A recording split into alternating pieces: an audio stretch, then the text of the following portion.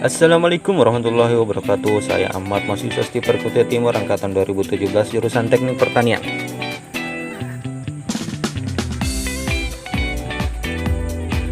Sektor pertanian menjadi sorotan karena memiliki kaitan erat dengan ketahanan pangan nasional. Tentunya pada masa pandemi yang sulit seperti sekarang ini, ketahanan pangan menjadi suatu yang harus diupayakan untuk menghindari dari krisis pangan yang seakan menghantui Indonesia. Petani selaku kunci dari pangan Indonesia selama masa pandemi ini diharapkan dapat tetap sehat dan bekerja dengan maksimal. Permasalahannya adalah sekarang ini jumlah petani di Indonesia banyak yang tergolong masuk ke usia tua. Minim sekali jumlah petani yang berasal dari kalangan milenial. Hal ini dapat berpengaruh pada produktivitas pangan. Nah, berikut ini adalah wawancara kami dengan salah satu pengusaha hidroponik yang ada di daerah Teluk Ningrat. Nama saya Prayitno, dipanggil Prayit. Saya sebenarnya kerja sebagai ASN. Iya, ASN di Setcap, gitu.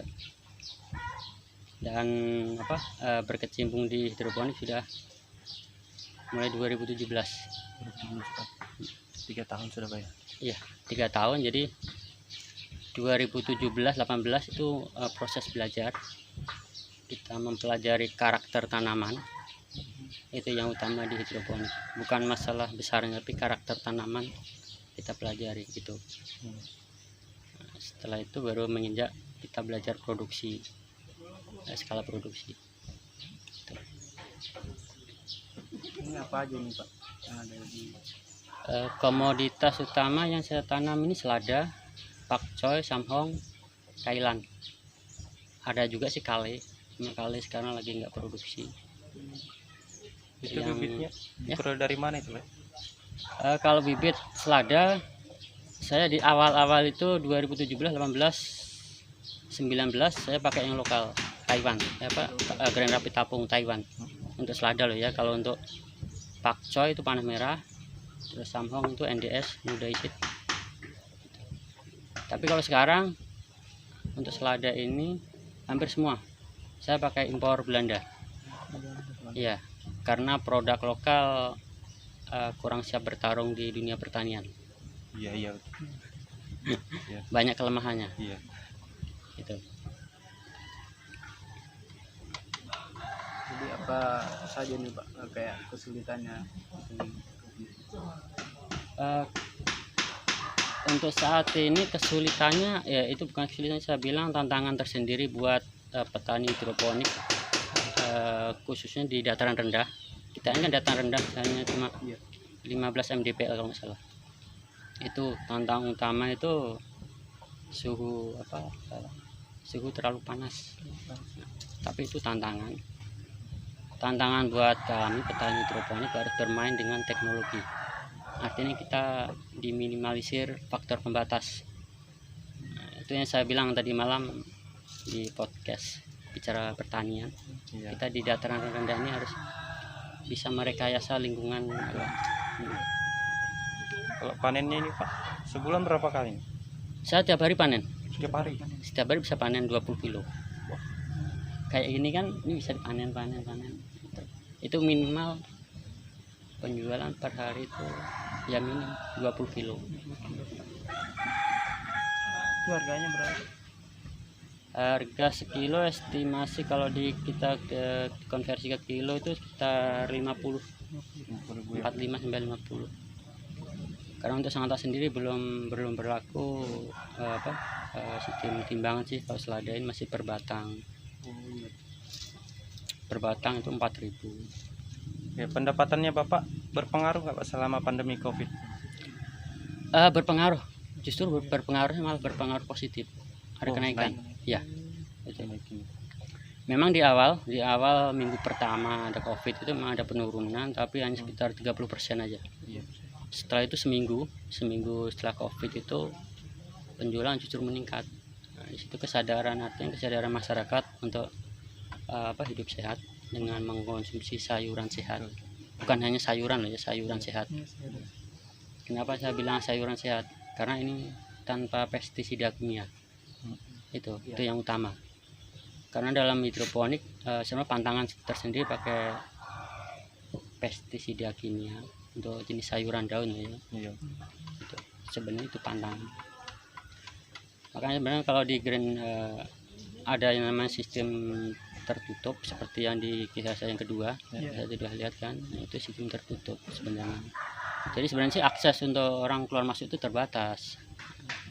Tapi untuk sementara ini masih saya, artinya itu penjual datang silakan masuk sambil lihat itu.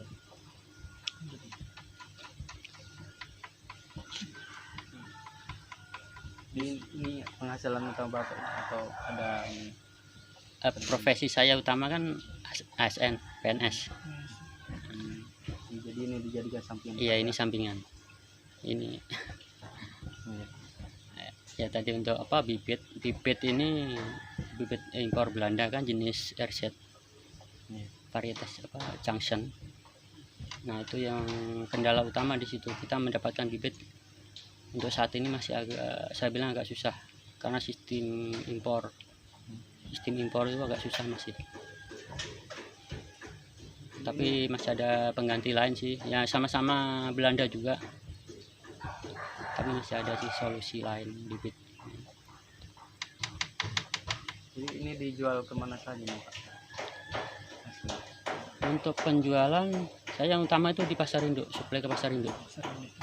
Pasar induk, terus ke rata-rata ngambil sendiri ke rumah. Iya, seperti kafe, penjual kebab, burger, itu. Kalau nggak diambil sendiri, kita sistem delivery. Nah, gitu.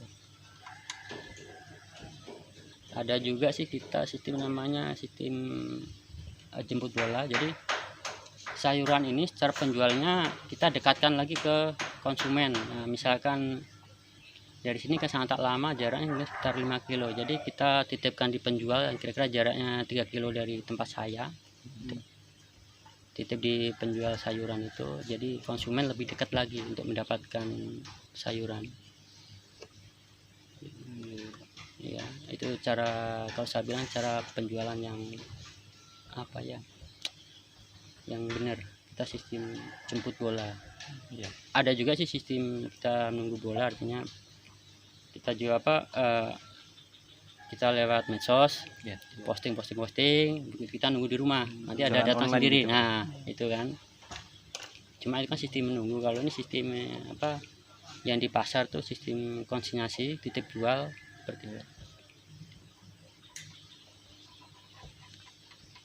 Dan ini sebenarnya sih saya bilang tantangan tersendiri buat bilang kaum muda sekarang, anak milenial, terutama mas-masa ini yang di stiper, pertanian. Ya pertanian. Kok yang tahunya orang kan pertanian, entah itu mau dengan pemasaran atau teknologinya, ya itu sendiri. Itu tantangan tersendiri. Betul, Pak. Jadi pesan saya ketika ada, artinya kita sekolah, artinya sekolah itu untuk mendapatkan apa, akses terbaik untuk mendapatkan ilmu pengetahuan di bidang pertanian. Nah itu manfaatkan betul-betul, memperluas jaringan.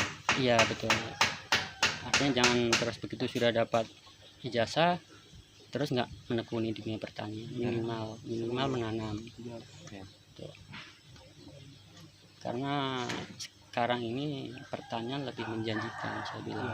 Betul, Pak. Tapi itu hanya bagi yang tahu. Bagi yang tertarik. Benar. Memang kita proses ini saya bilang nggak singkat, tidak terlalu cepat, dan juga tidak terlalu lama. Tinggal orangnya aja berani mencoba atau tidak, berani keluar modal atau tidak, itu.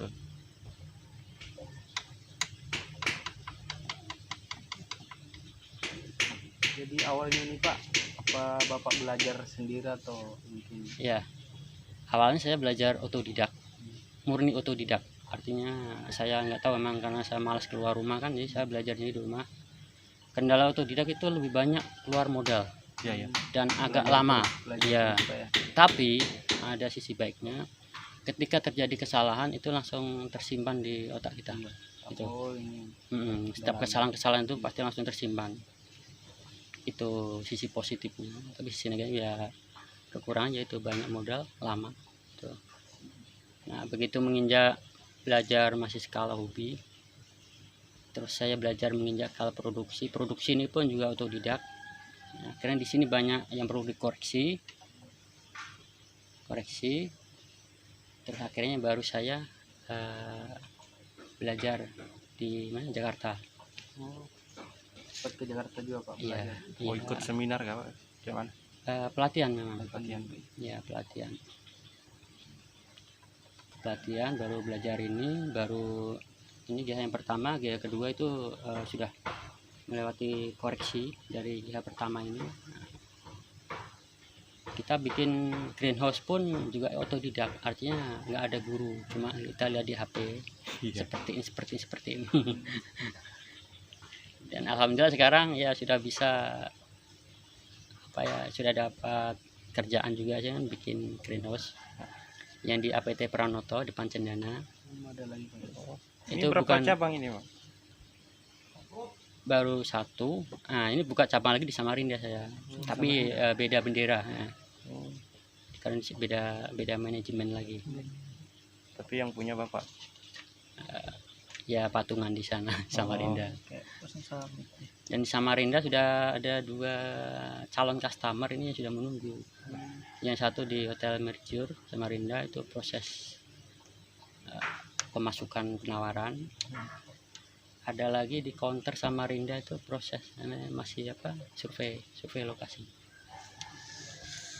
Kebetulan saya di area Kaltim ini ditunjuk jadi distributor kulit trapesium.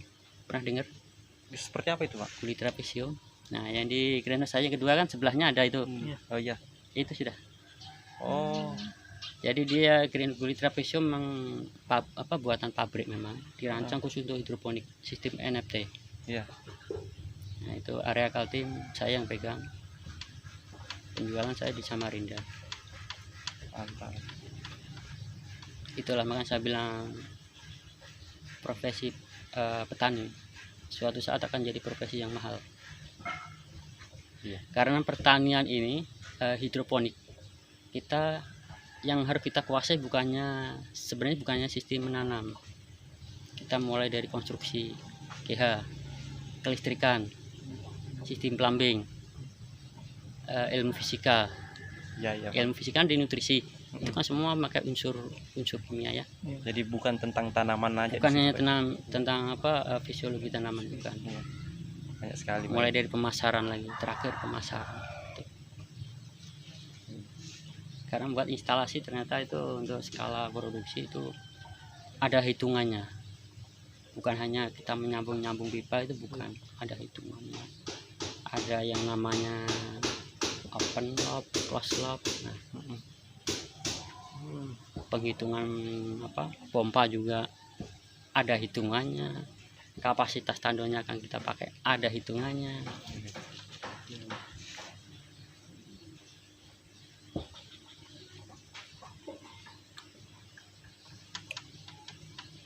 Oh iya Pak, mungkin itu saja yang kami ingin tahu dari Bapak.